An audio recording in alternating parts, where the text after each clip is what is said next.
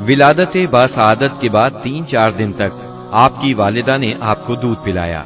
پھر آپ کے چچا ابو لہب کی آزاد کردہ کنیز سویبہ نے اور پھر حلیمہ سعدیہ نے دودھ پلایا۔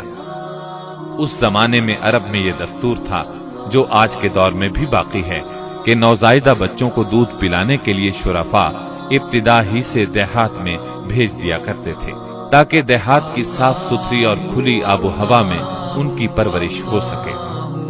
اس دستور کے مطابق سال میں 2 مرتبہ بنی سعد کی عورتیں شیرخوار بچوں کی تلاش میں آیا کرتی تھیں۔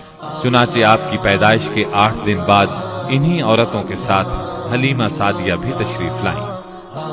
دوسری عورتوں کو تو مکہ مکرمہ کے کھاتے پیتے گھرانوں کے بچے دودھ پلانے کے لیے مل گئے، لیکن حلیمہ سعدیہ خالی ہاتھ رہ گئیں۔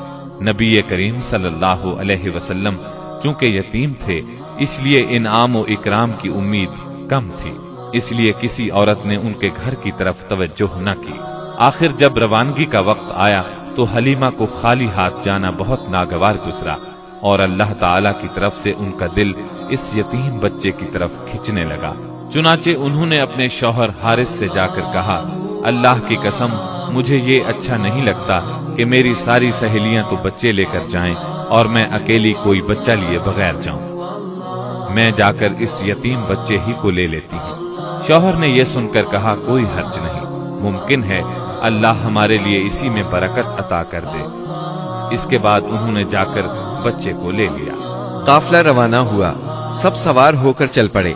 حلیمہ کی اونٹنی دبلی پتلی، دیکھنے میں مریل اور چلنے میں سب سے سست رفتار تھی، لیکن جو ہی حلیمہ سعدیہ آپ کو لے کر اس پر سوار ہوئیں، یکا یک وہ برق رفتار ہو گئی۔ یہ تبدیلی دوسری عورتوں کے لیے کسی معجزے سے کم نہیں تھی۔ جب تک آپ صلی اللہ علیہ وسلم حلیمہ سعدیہ کے گھر رہے، ان کا گھر برکتوں سے مالا مال رہا۔ حلیمہ بیان کرتی ہیں کہ وہ جب آئی تھیں تو قحط سالی کا دور تھا۔ حلیمہ کا اپنا بچہ بھوک سے بے قرار ہو کر بلکتا رہتا تھا، خود سوتا نہ ماں باپ کو سونے دیتا، مگر جب وہ آپ کو لے کر اپنے گھر آئیں اور آپ کو گود میں لیا تو سینہ دودھ سے بھر گیا، یہاں تک کہ آپ نے پیٹ بھر کر دودھ پیا، اور آپ صلی اللہ علیہ وسلم کے ساتھ حلیمہ کے بیٹے نے بھی خوب دودھ پیا۔ پھر دونوں آرام کی نیند سو گئے۔ اس رات حلیمہ کا بچہ بالکل نہ رویا۔ ادھر شوہر اونٹنی کے پاس گیا تو کیا دیکھتا ہے، تھن سے دودھ ابلا چاہتا ہے، چنانچہ وہ دودھ دوہنے لگا۔ اس نے اس قدر دودھ دوہا کہ گھر کے سب برتن بھر گئے۔ یوں اس گھرانے کو مسلسل خیر و برکت نصیب ہوئی۔ حلیمہ کا دستور تھا کہ وہ ہر 6 ماہ بعد آپ کو مکے لاتی، والدہ اور خاندان کے لوگوں سے ملاتی۔ جب مدت رضاعت پوری ہو گئی تو دودھ چھڑا کر آپ کی والدہ کے پاس لائی۔ اب تک وہ آپ کی وجہ سے خیر و برکت دیکھ چکی تھی، اس وجہ سے چاہتی تھی کہ آپ کو ابھی ان کے پاس ہی رہنے دیا جائے۔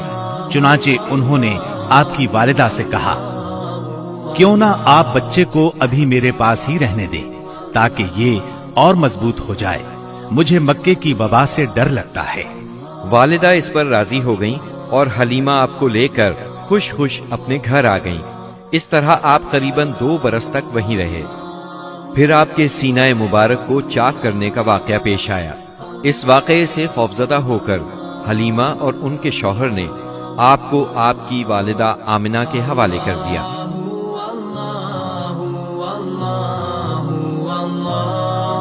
اللہ